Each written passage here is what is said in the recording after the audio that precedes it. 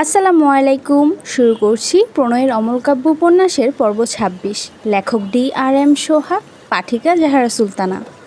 বউ বলে মানো না, তাহলে এসব কি? ইরফান ভ্রু কুঁচকে বলে, কোন সব? তারিক নেওয়াজ ছেলের উপর চরম বিরক্ত। ফোঁস করে শ্বাস ফেলে ইরফানের দিকে তাকিয়ে প্রশ্ন করে, তুমি মায়রাকে মেনে নিয়েছো? ইরফান গম্ভীর গলায় বিরক্ত মাখা কণ্ঠে বলে, আমি কোনো বাচ্চাকে আমার আশেপাশে দেখতে চাই না। তারিক নেওয়াজ রেগে যায় ইরফানের কথায়। কয়েক পা এপাশ ওপাশ করে ইরফানের দিকে খানিকটা এগিয়ে এসে ধমকে বলে, তোমাকে আমি ভালো ভেবেছিলাম, তুমি এসব করছো? মেয়েটাকে ইউজ করে দুদিন পর ডিভোর্স দিয়ে দিবে?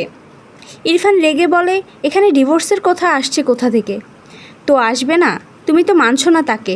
রাতভর বাচ্চা মেয়েটাকে এভাবে ইউজ করতে একটুও বাধলো না তোমার? ইরফান অদ্ভুতভাবে তার বাবার দিকে চেয়ে আছে। কিসের ইউজ করার কথা বলছে? তাকে কি চরিত্রহীন ভাবছে কোনোভাবে? সে রেগে বলে, মাঝরাতে উঠে এসে ভুলভাল পদবি দিয়ে আমাকে রাগিও না বাবা, ঘুমোতে যাও। তারিক নেওয়াজ ছেলের কথায় বিস্ময় নিয়ে তাকালো। এই ছেলে তলে তলে সব করে এমন ভান করছে যেন ভাজা মাছ উল্টে খেতে জানে না। আমি ভুলভাল পদবি দিচ্ছি? সব তো নিজের চোখেই দেখলাম। ইরফান কপালে দু আঙ্গুলের সাহায্যে কয়েকবার স্লাইড করে। এরপর চোখ তুলে বাবার দিকে তাকিয়ে ভ্রু কুঁচকে বলে, কি দেখলে? তারিক নেওয়াজ ছেলের কথায় থতমত খেয়ে তাকায়। রেগে বলে, যা দেখালে তাই দেখলাম। ইরফান নিজের দিকে একবার তাকায়। উদাম শরীর, পরনে ট্রাউজার। বিরক্ত হয়ে বাবার দিকে তাকিয়ে বলল, শার্টলেস প্রথমবার দেখছো? এমন তো নয়। তারিক নেওয়াজ রেগে বলল, আমি মায়রার কথা বলছি। ইরফান হাত মুষ্টিবদ্ধ করে ফোঁস করে শ্বাস ফেলে। বাবার দিকে তাকিয়ে রেগে বলল, ওই স্টুপিডের নাম জপতে ইচ্ছে করলে প্লিজ নিজের ঘরে গিয়ে জপো। তারিক নেওয়াজ দ্বিগুণ রেগে বলল, তোমাকে আমার ছেলে ভাবতেই অবাক লাগছে। ভুলেও ডিভোর্সের কথা ভেবো না। মায়েরা যদি দিন দিন বড় না হয়ে আরও ছোট হয়ে যায়, তবু ওর সাথেই তোমাকে থাকতে হবে, মাথায় রেখো। কথাটা বলে বিরক্ত হয়ে উল্টে ঘুরে চলে যায়। বিড়বিড় করে, অসভ্য ছেলে। ইরফান রেগে ঠাস করে ঘরের দরজা আটকে দেয়। রাগে শরীর রিরি করছে। কোমরে হাত দিয়ে বারবার এপাশ ওপাশ হাঁটতে লাগলো। ইচ্ছে করছে মেয়েটার গালে হাঁটিয়ে দুটো থাপ্পড় মারতে। ইরফানের এক ঘর পর জাহারা আর তার মা থাকে। ইরফানের ঘরে এত শব্দ, মায়রার চিৎকার শুনে জাহারা জেগে গিয়েছিল। জাহারার মা জেগে যায়নি। তিনি ঘুমের ওষুধ খেয়ে ঘুমান। কিন্তু জাহারা জেগে গিয়ে ঘরের দরজা খুললে মায়রাকে ইরফানের ঘর থেকে বেরোতে দেখে। বেশ কিছুক্ষণ দাঁড়িয়ে রয় সেখানে। ইরফানের বাবা চলে যায়। ইরফান দরজা লাগিয়ে দেয়। জাহারা দরজার আড়ালে চুপ করে থম মেরে দাঁড়িয়ে থাকে। কখন যে চোখ থেকে পানি গড়িয়ে পড়ছে মেয়েটা বুঝতেই পারল না। ধীরে ধীরে ঘরের ভিতর গিয়ে দরজা লাগিয়ে দেয়। এরপর দরজা ঘেঁষে সেখানেই হাঁটু মুড়ে বসে পড়ে। হাঁটুতে মাথা থেকে ফুপিয়ে ওঠে। তার মনে পড়ে, সে যখন ক্লাস 10-এর টেস্টে ফেল করেছিল তখন তার মা ভাই অনেক বকেছিল। তার খালা তাকে এ বাড়িতে এনে পরীক্ষার আগ পর্যন্ত রেখে দিয়েছিল। তাকে নিয়ম করে ইরফান ভাই পড়াতো। কি সুন্দর পড়ায় ইরফান ভাই। জাহারা ইরফানের পড়ানোয় মুগ্ধ হতো। ইরফান ভাই মাঝে মাঝে কাজের চাপে না পড়ালে জাহারার সেদিন ভালো যেত না। কি করে যাবে? জাহারা তো পুরো 1 ঘন্টার বেশি পড়ার পাশাপাশি ইরফান ভাইকে মুগ্ধ হয়ে দেখত।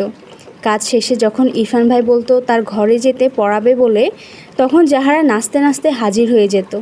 ইরফান ভাই প্রাইভেট পড়াতো না, খালার কথায় তাকে দেখিয়ে দিত রাজি হয়েছিল। সেই যে জাহারা ছোট্ট দুনিয়ায় হঠাৎ ইরফান ভাই নামক এক বসন্ত এসে হাজির হলো। এরপর জাহারা এসএসসি দেয়। এইচএসসি এর পর দিন রাত এক করে অ্যাডমিশনের জন্য পড়েছে ইরফান ভাইয়ের ভার্সিটিতে চান্স নেওয়ার জন্য। গত বছর সেই ভার্সিটিতে চান্স পেয়েও যায়। কিন্তু হঠাৎই তার গড়ে তোলা সব অনুভূতিতে এক ছোট্ট একটা মেয়ে এসে থাবা বসালো। ইরফান ভাইকে কেড়ে নিল তার থেকে। জাহারার কাঁদতে কাঁদতে হেঁচকি উঠে গিয়েছে। মেয়েটার সমানে ফোঁপায়। বসা থেকে উঠে দৌড়ে ওয়াশরুমে গিয়ে দরজা আটকে দেয়। তার বড্ড কষ্ট হয় ইরফান ভাইয়ের পাশে অন্য কাউকে দেখলে। 3 বছর আগে যাকে মন দিয়ে বসে আছে, আজ হঠাৎ সে বউ নিয়ে সংসার করছে। জাহারা কি করে মানবে?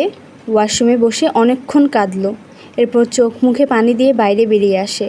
মায়ের পাশে চুপচাপ শুয়ে পড়ে। চোখে ঘুম নেই, তার দম বন্ধ লাগছে।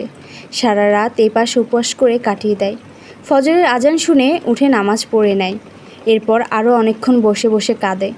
জাহারার মা নামাজ শেষে ঘরের লাইট জ্বালিয়ে জাহারার দিকে তাকিয়ে আঁতকে ওঠেন। জাহারা বিছানার কোনায় চুপ করে বসে বসে নীরব অশ্রু বিসর্জন দিচ্ছিল। সে তো কাঁদতে চায় না, কিন্তু কেন যে চোখ থেকে পানি গড়ায় এত? বারবার মনে পড়ছে ইরফান ভাই আর মায়েরা রাতে এক ঘরে ছিল। জাহারার মা এগিয়ে এসে মেয়ের পাশে বসেন। জাহারা মায়ের দিকে তাকায় না। ভদ্রমহিলা জাহারার মাথায় হাত বুলিয়ে বলে, কাঁদছিস কেন মা? জাহারা ফুপিয়ে ওঠে, আবারও কাঁদতে কাঁদতে হেঁচকে উঠে যায়। অসহায় কণ্ঠে বলে, ইরফান ভাইকে এনে দাও না মা। তুমি আর খালামণি যে বললে ইরফান ভাই আমাকে ভালোবাসবে, তোমাদের কথা তো মিলল না মা।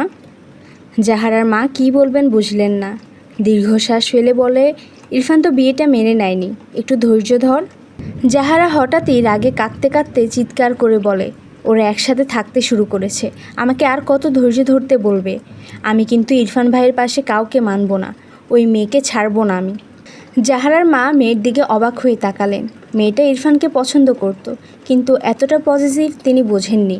জাহারাকে কিছু বলল না, চুপ করে পাশ থেকে উঠে ঘর থেকে বেরিয়ে যান। রুমা নেওয়াজের ঘরে গিয়ে দেখেন তারিক নেওয়াজ আছে। তিনি তার বোন রুমা নেওয়াজকে ডাকলে তিনি ভেতর থেকে আসছি বললে জাহারার মা আবারও তার ঘরে চলে আসে। ওদিকে রুমা নেওয়াজ বোনের ডাকে উপরে আসেন। আপা, তুমি যে আমার মেয়েটাকে তোমার ছেলের জন্য নিতে চেয়েছিলে ভুলে গিয়েছো? রুমা নেওয়াজ দীর্ঘশ্বাস ফেলে বললেন, তোর দুলাভাই তো শুনল না আমার কথা, কি করব বল? বিয়ে যেহেতু হয়েই গিয়েছে, এখন তো কিছু করার নেই। বিয়ে না হলে আমি জাহারাকে আমার ঘরে ছেলের বউ করে নিয়ে আসতাম। জাহারার মা মেয়ের দিকে তাকায় একবার, মেয়েটা কেঁপে কেঁপে উঠছে। তিনি তার বোনের হাত দুটো আগলে বলেন, আপা, আমি জানি তুমি আমাকে সেভাবে কথা দাওনি, আমিই বেশি আশা করেছিলাম, কিন্তু আমার মেয়েটার দিকে একবার দেখো। বোনের কথায় রুমা নেওয়াজ ভ্রু কুঁচকে জাহারার দিকে তাকায়। এগিয়ে এসে জাহারার পাশে বসে জাহারার মাথা টেনে তোলে। জাহারা খালাকে দেখে খালার বুকে পড়ে কাঁদতে লাগে। রুমা নেওয়াজ বোধহয় অনেক কিছুই বুঝলো। তিনি জাহারার ব্যাপারে জানতেন না। তার বোন ইরফানকে মেয়ের জামাই হিসেবে চেয়েছিল। সে ইরফানের বাবার সাথে আলোচনা করতে চেয়েছিল এ নিয়ে, কিন্তু তার আগেই ইরফানের বিয়ে হয়ে যায়। জাহারা খুব শান্তশিষ্ট একটা মেয়ে। ইরফান যেমন চুপচাপ স্বভাবের, জাহারা তেমন শান্তশিষ্ট, খুব ভদ্র একটা মেয়ে। রুমা নেওয়াজের জাহারাকে ভীষণ পছন্দ ছিল, অন্তত মায়েরার চেয়ে 1000 গুণ ভালো মেয়ে জাহারা, কিন্তু আর তো কিছু করার নেই। জাহারার মা এগিয়ে এসে বলেন, আপা, ইরফান তো বিয়েটা মানে না, ওদের ডিভোর্স করিয়ে আমার মেয়েটার সাথে ইরফানকে বেঁধে দিলে হয় না আপা? রুমা নেওয়াজ জাহারার দিকে তাকালো। মেয়েটার মুখের অবস্থা করুণ, কাঁদতে কাঁদতে নাজেহাল অবস্থা করে ফেলেছে। হাত বাড়িয়ে জাহারা চোখের পানি মুছে দিয়ে বললেন, কান্না করিস না, আমি দেখছি, কান্না থামা।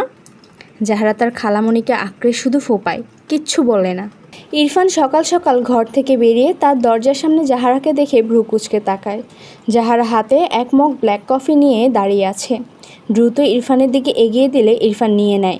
সে সেটা নিতেই বেরোচ্ছিল। জাহারার থেকে কফির মগ নিয়ে উল্টো ঘুরে আবার জাহারার দিকে তাকিয়ে বলে, ভার্সিটি যাস না কেন?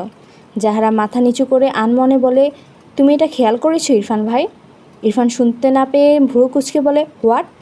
জাহারা থতমত খেয়ে বলে, না মানে যাব। ইরফান আর কিছু না বলে ঘরের ভিতরে চলে যায়। ইরফান, জাহারাকে তোমার সাথে নিয়ে যাও, একই ভার্সিটি তো। ইরফান ভার্সিটির উদ্দেশ্যে বের হচ্ছিল।